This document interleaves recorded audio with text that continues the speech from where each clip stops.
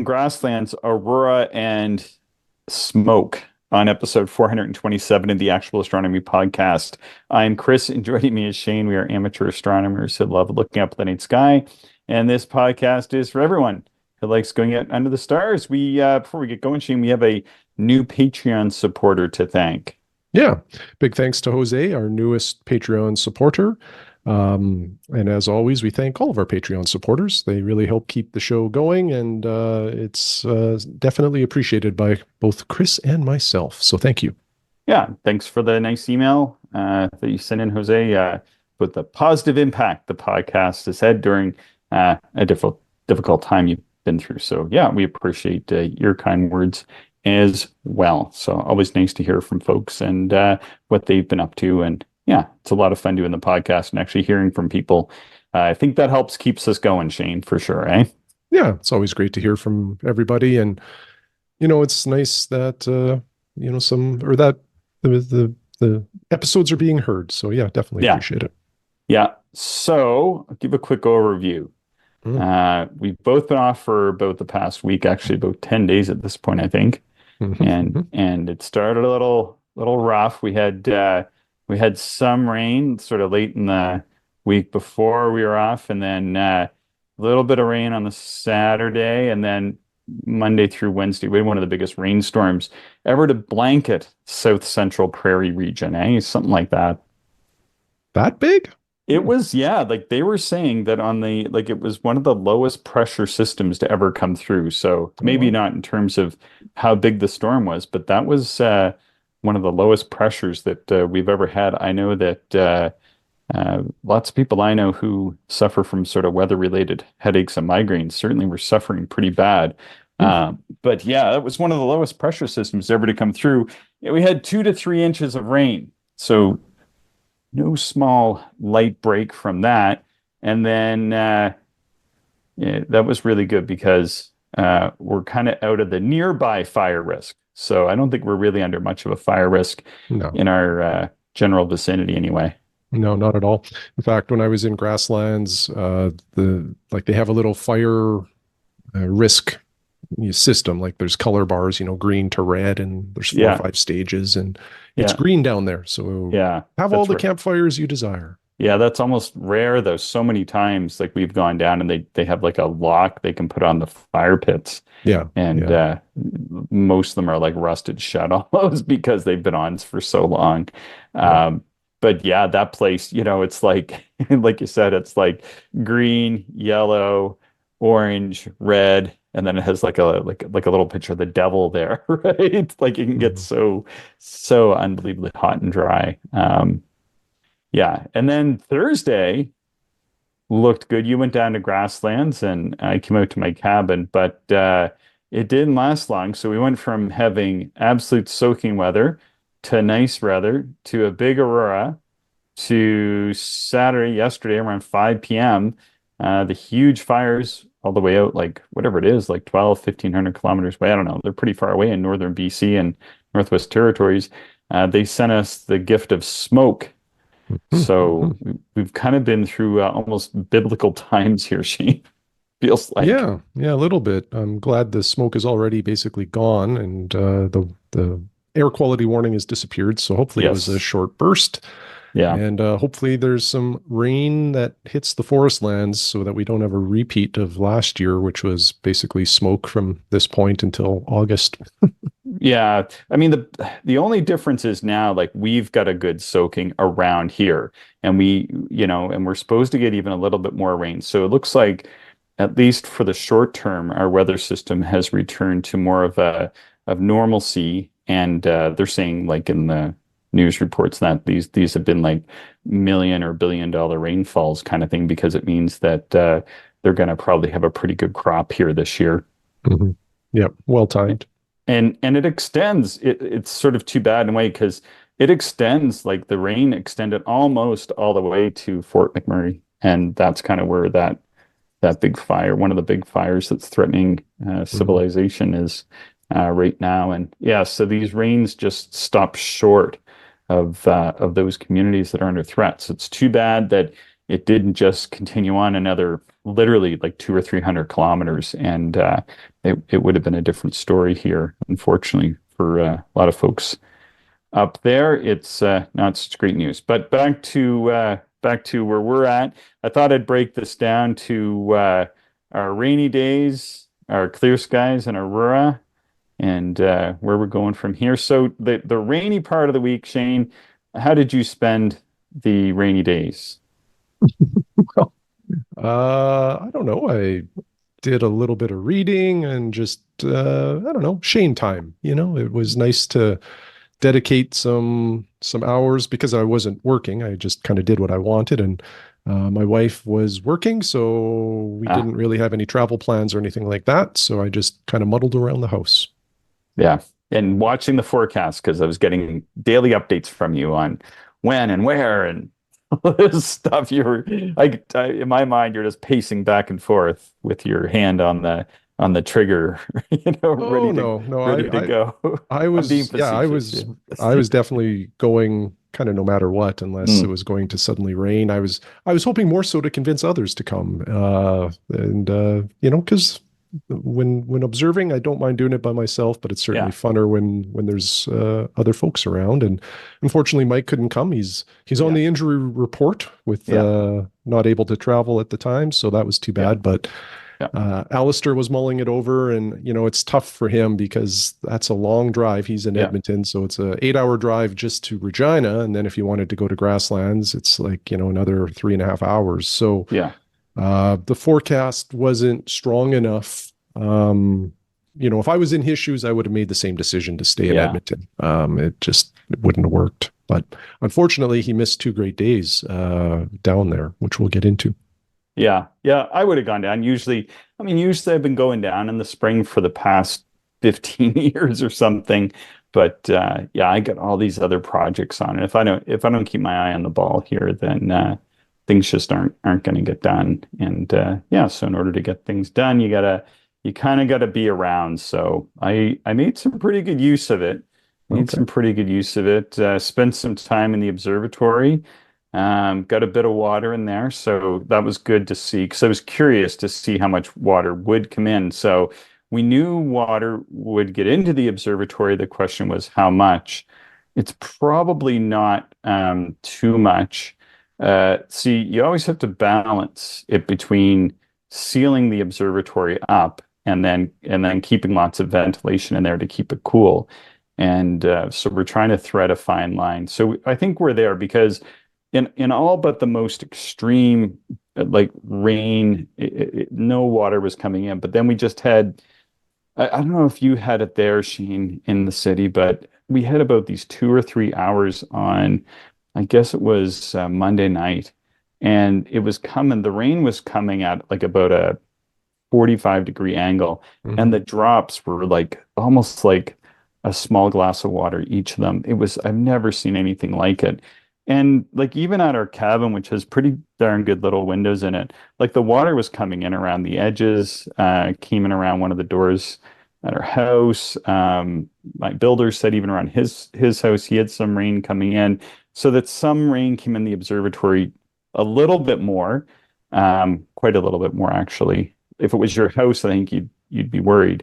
But it's an observatory and it's meant to sort of be a little bit open to the elements. It wasn't like coming in and running over the telescope or anything like that, but it was sort of coming in and pooling in one corner. So I think what we're going to do is just we're going to put a vent in one corner anyway. I think we'll put another one in, and the vent will act as both an ingress for keeping the place a little bit cooler even, and an egress for water if we do happen to get one of these other storms. But yeah, I think only when the rain blows a certain way and whatever. I think it did the same thing during one of the snowstorms. You could kind of see where like a little bit of snow had come in, but it's like a small amount.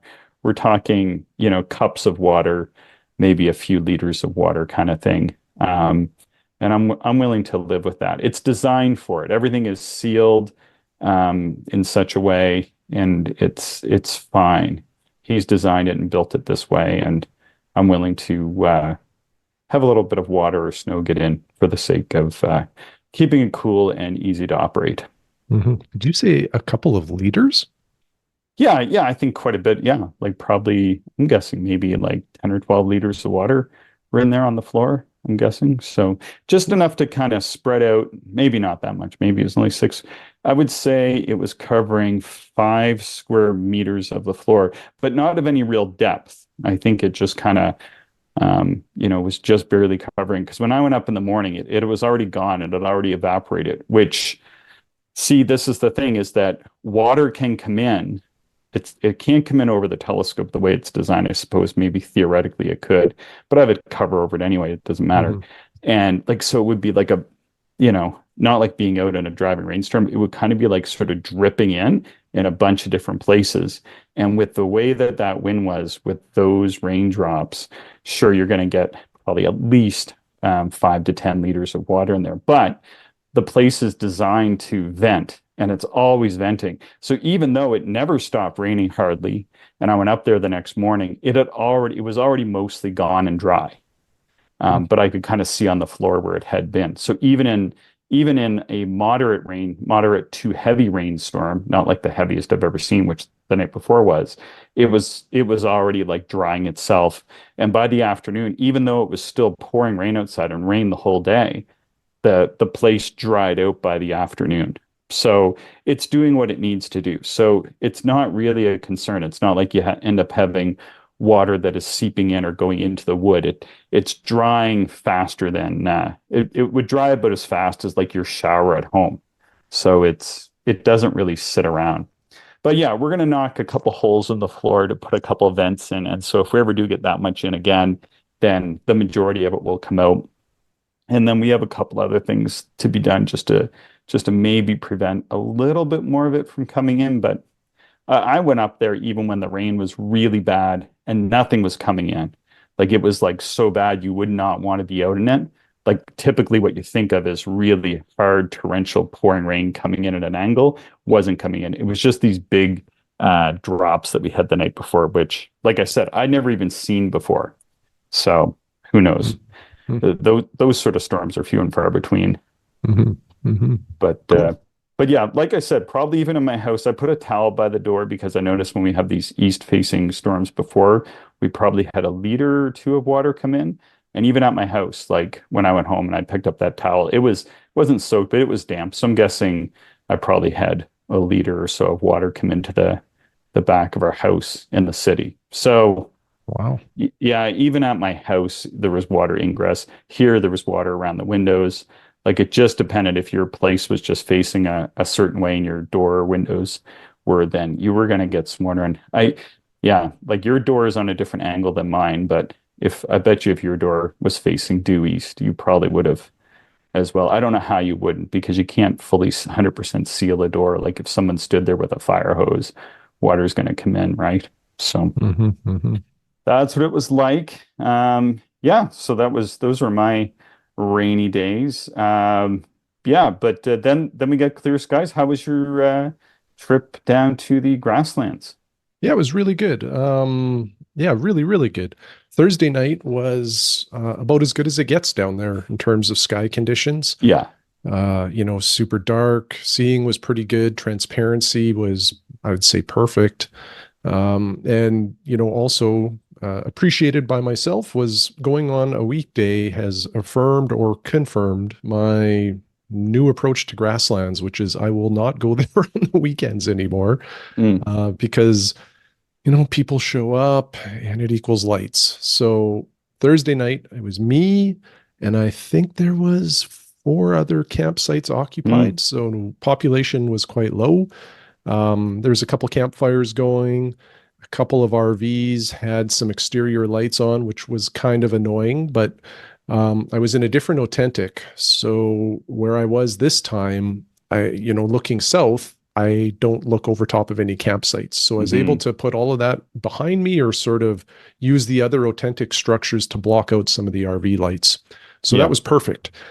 In addition to that, everybody went to bed around 10:30 till midnight is kind of the time frame. So by midnight, I was the only person awake and not indoors in the grasslands. So that was incredible.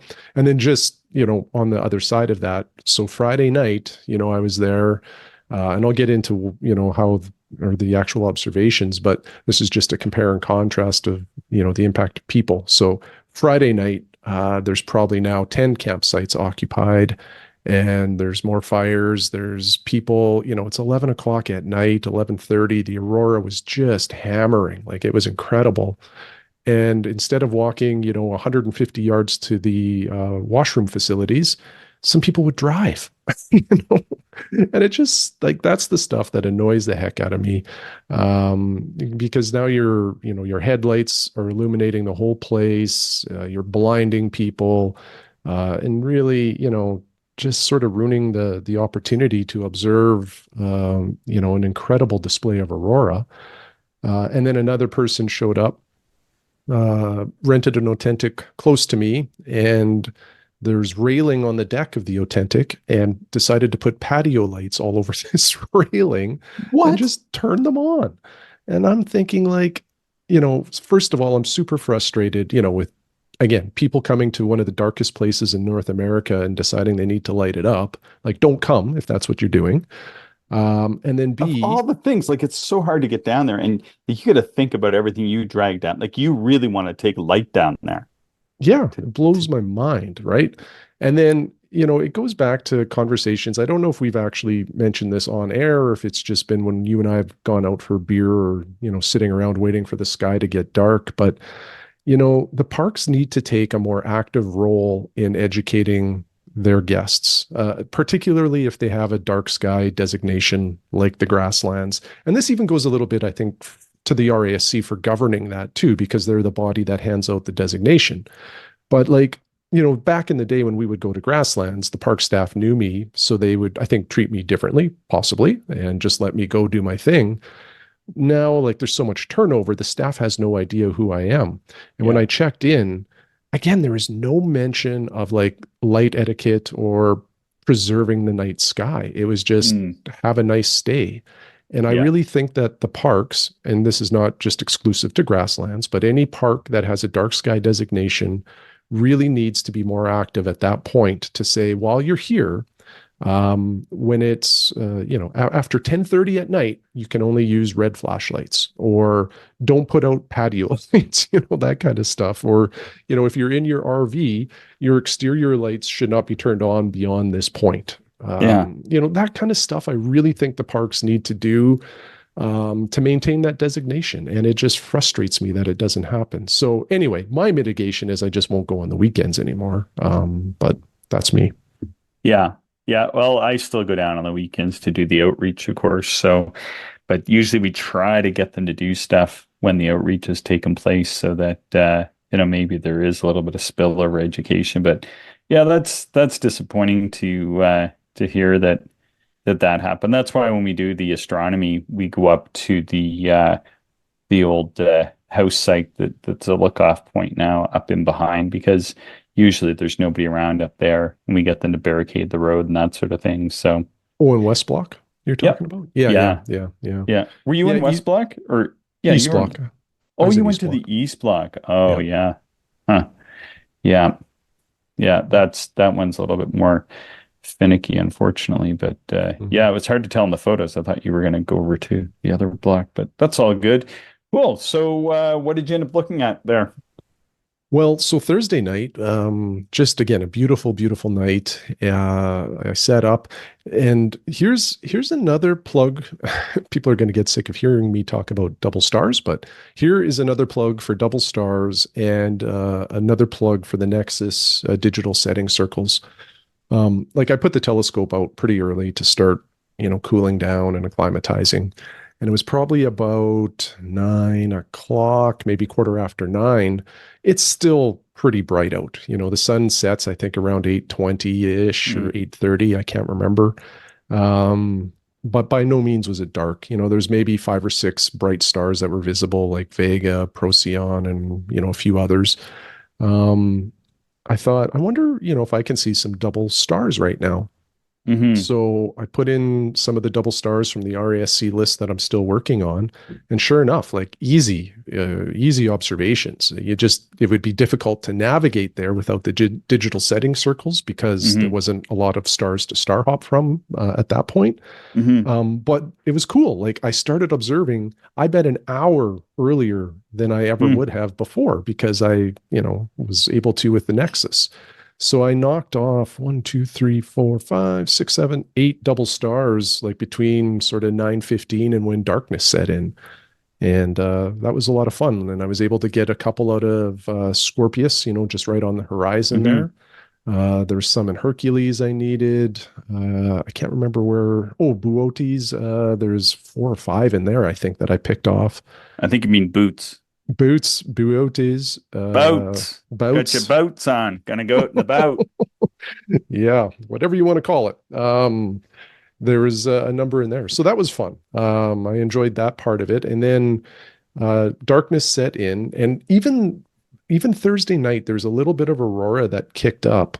Um, Gosh, it would have been, I don't even recall what time, but it was kind of in the north. I saw some pillars appear and a little bit of a brightening. And it only lasted maybe 10 or 15 minutes, and it was nowhere near what came Friday night, but a little bit of a dusting there. So once it got dark, I moved on to Omira's hidden treasures list, and you know that is a it's a very interesting list. Have you observed much or anything on that list? I'm sure you have, but Yeah, I've probably looked at 2/3 or more of them, I think, over the okay, years.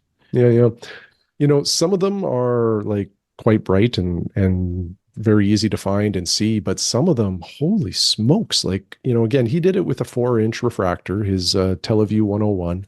I'm doing it with a 4-inch refractor. And some of this stuff really, if you're not under a real pristine sky like Grasslands, it's probably going to be some challenging observations. But I looked at NGC 5363, a nice little galaxy. Sort of reminded me of M81 in terms of its appearance, but just a lot fainter. Hmm. And this is one of the objects that I would say was almost threshold at that point. Like, if you're not in Grasslands, I'm not sure you're able to see that one with a 4-inch at all, or certainly very easily. And, if you do see it, I think it's more detection rather than observation What is it? because Sorry, just give it to me again. 5363, Oh, I believe, anyway, unless I wrote that down wrong. yeah, that's the lenticular. Yeah. Yeah, yeah. Yeah. Yeah. It's part of a So group. Yeah. yeah, there's a whole bunch there. It was in Virgo. Um, but this one is quite diffuse. I was able to see a bright core with averted vision. And averted vision, again, spending some time. This was not just, oh, there it is, move on. Like I probably spent 15 minutes or so just looking at this one. And with that averted vision, I was able to get more of that extent of it, which was what triggered kind of the M81 comparison, but very, very diffuse light. So it was, again, not super bright. I don't even know what the magnitude is of that one. Just looking it up right now, unless you have it in front of you. Oh, 10.5. Yeah, like this is where the magnitude of galaxies is sometimes misleading, where, you think 10.5 wouldn't be too challenging in a 4-inch, but this one certainly was. Next one on the list was IC 4665. Have you ever looked at that one or do you recall? Take a peek here and see. IC466. Is that a galaxy? No, it's an open cluster. Malot Oh, is that 179. It's in Ophiuchus. Oh, isn't this like this is up in Taurus Poniatowski. Yeah. Yeah, incredible open cluster. Like Y- amazing. So Yeah. bright. Yeah, Yeah. it's pretty big. Yeah, yeah, huge. I was using the heck was I using here? I think I was using 25 millimeter, like 52-degree field of view Yeah. eyepieces. That's the And summer beehive. yeah, So yeah. you can see it. Yeah, you can see it with your eye and everything. Oh, for sure. Yeah, I wrote naked an eye was no article on it problem. for the was in my article on Ophiuchus for the Observer's Handbook 3 years ago, I think. Mm-hmm. Yeah. Um, this goes back to how I started talking about O'Meara's hidden treasure list, where some of these are quite challenging, but this one, again, naked eye, like this one was not challenging. Beautiful, beautiful open cluster. Looked really nice in the 12 by 36s, but definitely one where you'd want a good wide field view if you're using a telescope. Next one here, back to the NGC list. It's 5897, and this is a globular located up in Libra, and this was a fun one. Sorry, which one is this? 5897. It's it was Is that quite the one we were large. talking about with Peter Peter who? Jedicke? Is that the one he studied? I think yeah, that is. Is it? Yeah. Yeah. Oh, I couldn't remember. Yeah, it's a super neat globular, quite large, Yeah. but again, this is quite diffuse. This would look incredible, like in Mike's new telescope that he's building, or like a larger Dob, I think would be amazing. I wasn't able to break it down into individual stars. It's very nebulous that way, but averted vision really helped to bring out the roundness of this thing. Like it seemed very uniformly round. But if you were just trying to find this with direct, vision, it really would be challenging. This is another one that, you have to use some different observing skills to pull it in and really appreciate it. And again, the apparent magnitude of 8.5 is a little misleading because that should be pretty easy. And this one, not so much. Like that light was, again, pretty diffuse, similar to the galaxy of 5363 that I was talking about earlier. Yeah, it's also on the RASC Finest NGC. Yeah, that's the one I was saying. You need to observe it at this time of year. This is kind of like the end. You got April and May, and then that's it. Because by June, it's already starting to set too far to the west. Mm-hmm, mm-hmm. Yeah. Yeah. So those were the three hidden treasures that I bagged that night. Certainly because some of these hidden treasures are a little more challenging. Like I couldn't just rely on the Nexus digital setting circles. Having some good star charts, is important just to make sure you got the right field of view, because even with the Nexus, do the alignment, all that kind of stuff. The objects are not always centered. Sometimes they're different areas of the field of view. And because some of these objects were challenging, having the star charts nearby would be something I highly recommend. But I looked at a number of Messier objects. Like I think that was the best view I've ever had of M13 through a 4-inch. Like the amount of stars that I was seeing within the cluster was just wild. I couldn't believe it. I looked at a bunch of open clusters in Cygnus. Did some galaxy hopping in Virgo, 104, the Sombrero Galaxy looked pretty amazing. The like the 3D effect is kind of neat, but that becomes more apparent in larger apertures. What I was really astonished by was just how wide the extent was. Like it really seemed to go on for much greater distance than what I'm normally used to with that galaxy. And, that's just the quality of the skies there. So this is probably now getting on to around 1 a.m, something like that. And I was getting a little tired. So this is when the binoculars came out and really just panned the sky with binoculars. And I bet I spent, I don't know, maybe 30 minutes on Malot 111. Just one of the most incredible things in the night sky, especially this time of the year. And even like without just naked eye, Malot 111 in the Grasslands almost looks like its own constellation or something. It's such a bright, large collection of stars. Just truly incredible. So had a lot of fun with that, with the binoculars. The other thing too that night, just sort of rewinding to the beginning of the night, there was a real thin crescent moon in the sky. I think it set around 11:15 or something like that. Because the crescent was so thin, it didn't wash out kind of the rest of the moon, and the Earth's shine was quite bright, so much so that the albedo markings on the surface were quite visible just with Earth shine, which was kind of neat. It's not something you see all of the time. What else can I say? I was messing around with the sky quality meter and took a number of readings. And towards the darkest points there, it was reading like 21.6 to 21.8.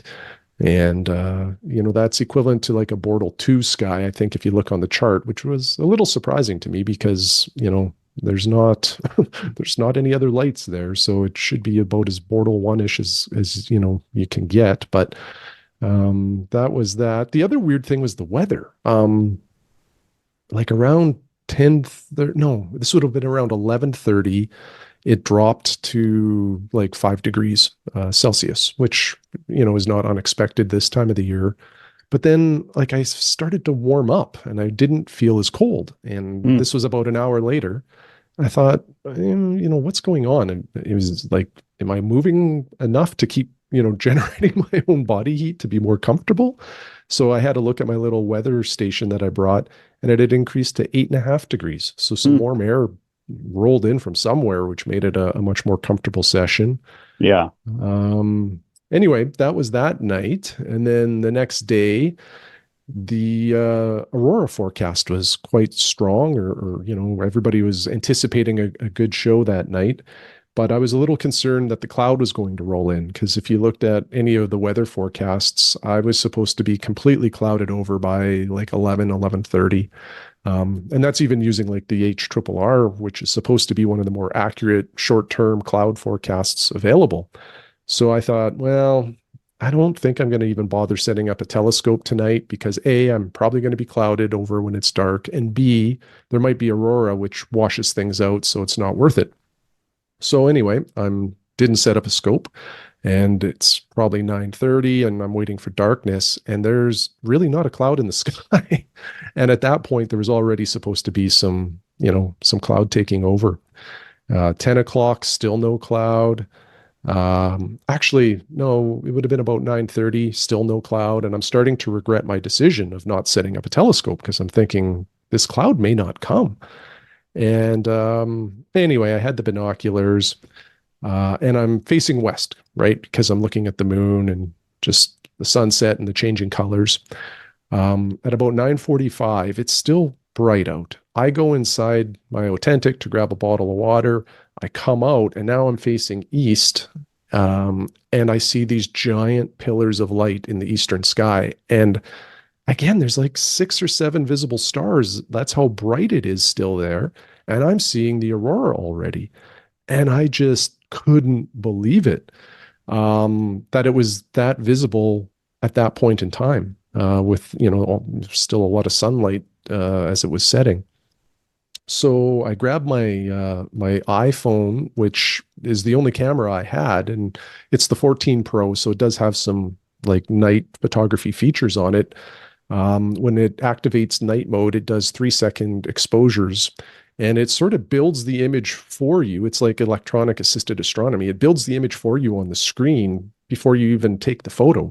So I just held my phone up, and holy cow, the aurora really was pronounced on the phone. So I started grabbing a few photos. Anyway, darkness sets in.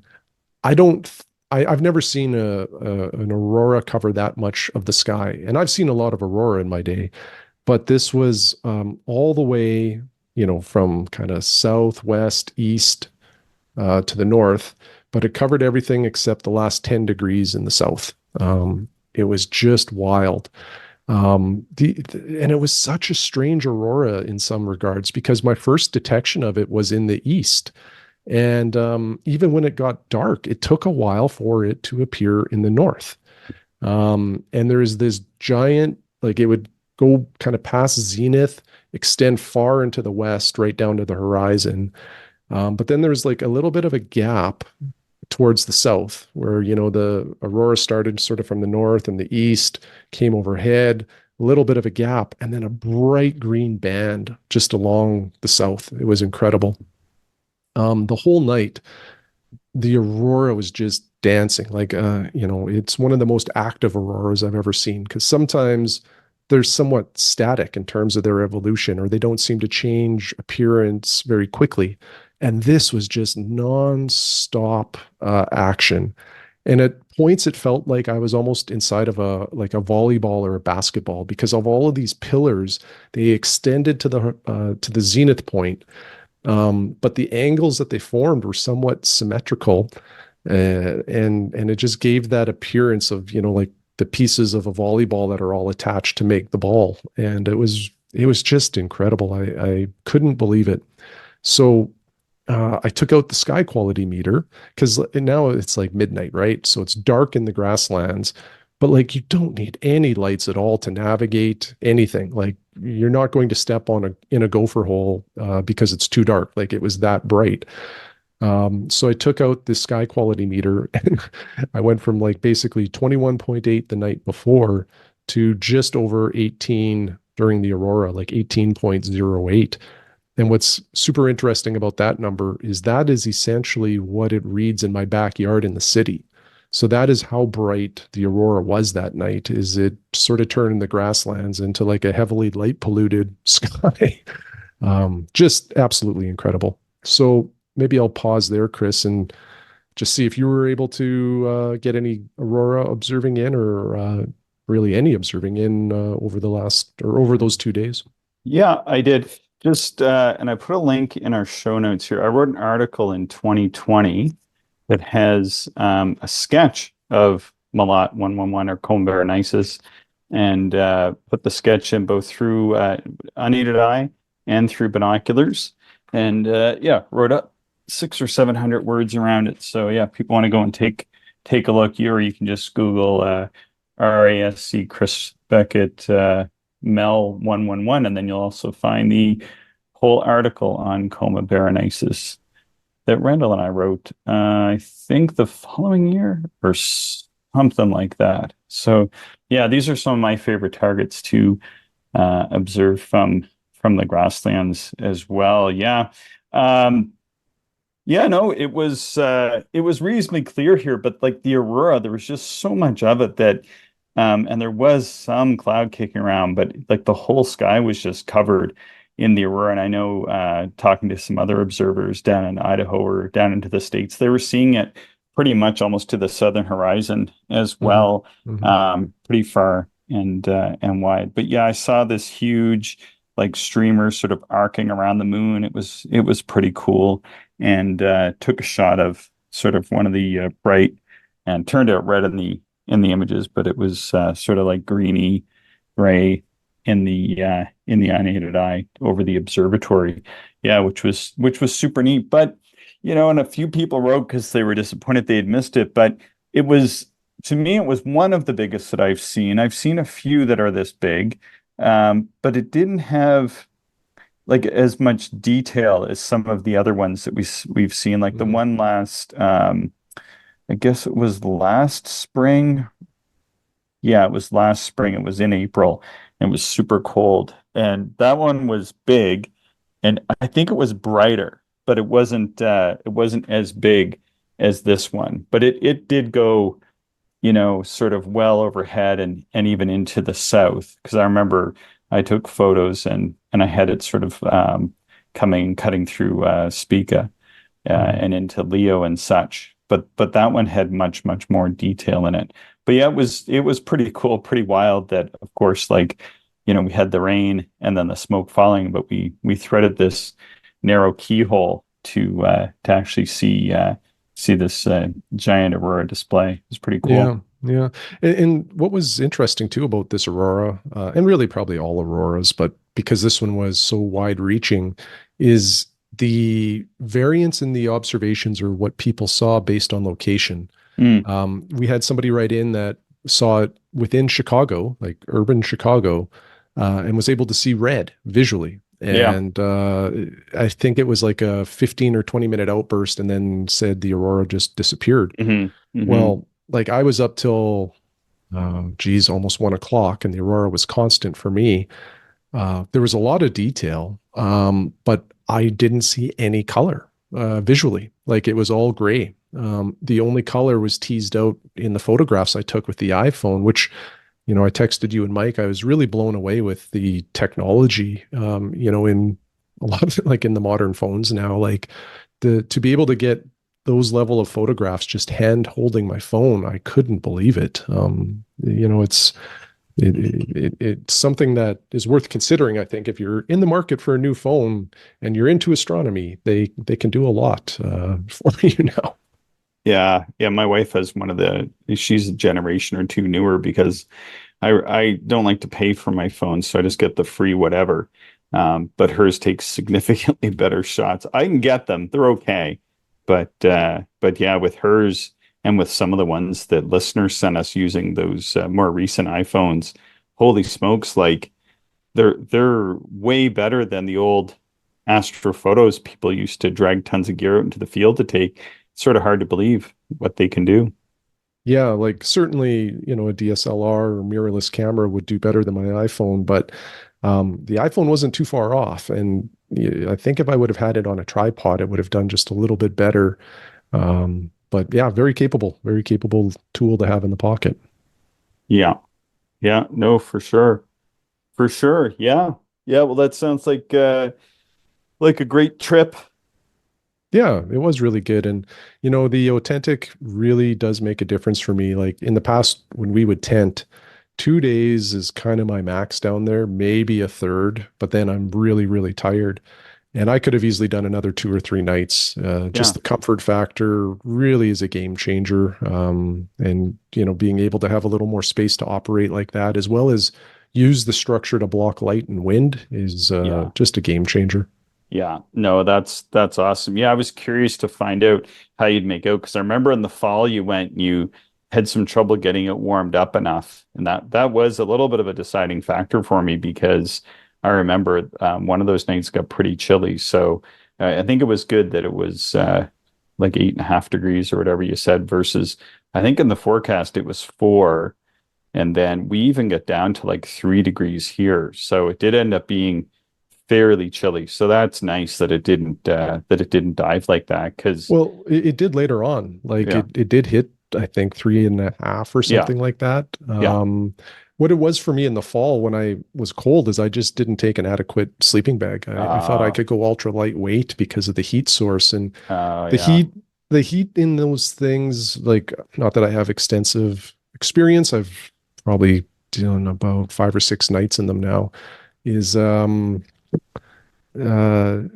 like they seem to be able to hit about that 12 to maybe 14 degrees Celsius indoors. Yeah. So, if you're not prepared for that, it's going to be a little chilly. And that one time I just wasn't prepared for that, but Yeah. it's way better than a tent. Like, Yeah. there's not even a comparison there. In Yeah. fact, the second night with the Aurora is a little warmer during the day. And I don't know what it got to that night. I think it was about 8 degrees, maybe 7. Hmm. And I was kicking the blankets off. Like I was too warm in there. Yeah. So Yeah. Cool. Cool. Yeah. yeah, so that was a good time. I was glad I was able to get some nice dark sky observing in. And now I guess we wait for July. Although I think even July's new moon is a little too close to the solstice, if I'm not mistaken. Probably be a Yeah. little bright. I think it's the 9th or something, maybe 10th. Yeah. Yeah. It's all good. Yeah. Yeah. I'll be holding the fort out here. Yeah. Taking advantage of because I like being able to get those 1 to 2 hour spells. Because you do get some darkness up until about the 7th or 8th of June. And then as early as June 28th, you do get more and more dark time. And if you do happen to get the clear skies, I like to be able to take advantage of those. So yeah, I spent a long time just working on the observatory, just like doing a bunch of the stuff that I just haven't had time to do. Like, I measured it up because I got to get a few curtains, and I didn't want to. I'm just going to get them on Amazon or something. But just spending time like measuring for curtains takes like way too long. But I got that done, and I ordered clutch handles. I got those coming in the mail too because that altitude clutch on the AZ EQ6, it kind of sticks once you get it really nailed down. and there was an observer down in Australia that they use the like file holders, like just for like a file tool. I don't know if you've ever seen those before. So ordered some of those to stick on the clutch just so it's easier to use. And then just at the start of our last podcast, I placed an order for my keychain. So I'm pretty excited to get that. Keychain? Yeah, for the observatory, because I keep forgetting if my keys are in my pocket or not, because they're pretty small and light. So yeah, I thought I'd spring for a proper keychain that matches the bling of the observatory. So wow, yeah. Well, I can't wait to see this keychain. It's not that. It's just it's from Regina. It's just coming from like a local supplier. So yeah, they're just gonna. It's just a very basic brass circle with observatory stamped on it, which makes some sort of sense, I suppose. But yeah, just like all these little things, I was just never getting to in sort of my day-to-day operations. And I think I figured out I'm going to put a mesh Wi-Fi up to there as well, so I can today would be a nice day to be recording in there, so I should be able to do that. And yeah, measured up the angle iron and figured out the cement to get the 7-inch going up there here in coming months. So yeah, we're going to put 4 pieces of 5-foot angle iron around the pier, and then another about 250 pounds of cement. Figured that should do what it takes to hold the 7-inch steady. So right now with the 4-inch, and I've used it, I guess, about 6 times with the 4-inch and a few times with the 5. The 4-inch is perfectly fine. If you were only using the 4-inch in there, I would say, yeah, it's almost perfect with the 4-inch, which in a way is kind of what it was designed for originally. So it meets sort of its original design, but of course I had to get a bigger refractor, right? So anyhow, so we're gonna put some angle iron and cement up there, and then the 7-inch should be able to ride on that pretty easily. So yeah, it's going to be months though. This is, I think one of the things with the observatory that I've learned is that it's really cool, but at the same time, yeah, it's a long project to kind of get things set up the way that you want it. So yeah, that's where we're at this week with it. So yeah, to fit that much concrete in, do you have to dig out some earth or? Yeah, more earth. It already has, I think it has 250 or 350 pounds in it. I can't remember what we put in there originally. And of then concrete? Yeah. Okay. Yeah. How are you going to shovel that out now? Yeah, my builder, he's like a genius. He knows how to do all this stuff. He's the one this is his plan, not mine even necessarily. What I do is I just describe the problems, and then he's like, oh yeah, I can do that. This is how you do it. And then I'm like, okay. Because that hole is like 12 by 12, isn't it? Or something. Like, it's not a big hole going down through the observatory to the pier, is it? Well, no, but I mean, holes are made to be widened. The whole he's put it together in a certain way, so everything's adjustable for this type of stuff. Like, it's built, I mean, it's a purpose-built building, so it's made to have some modifications done to it, if we so choose. Like, even there's 2 spots, like if I want to put like an extension on it for like a warm room or something, or like if I decide I want to have the entrance in a different spot, I can even move the entrance on it. Okay. So cool. Yeah, it's got a lot of pretty wacky customizations, but that's what I wanted. So, but right on. Yeah. So we're gonna get there. But yeah, that was my real focus this week is getting some of this stuff straightened out. I got probably half the stuff I wanted to do done, but it's slowly coming. It's slowly coming along. But yeah, big project, time, and patience. We'll see it through to the end. So yeah, but it's operational. So when it is clear, yeah, like we were up at the observatory watching the aurora, and yeah, it's super nice to be able just to use it. Yeah, that's great.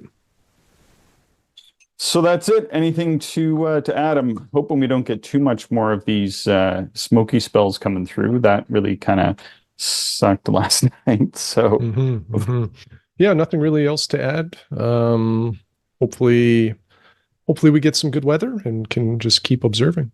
Yeah, it did clear off. I thought about going out, but at 1 o'clock in the morning, it cleared off enough you could even see Scorpius. But some of like the distant radio tower red lights that I usually can see, I couldn't see. So I knew it was still thick enough. And yeah, it's I don't know, going out and breathing that stuff in for a couple hours for astronomy just doesn't really appeal to me that much. So yeah, that's fair.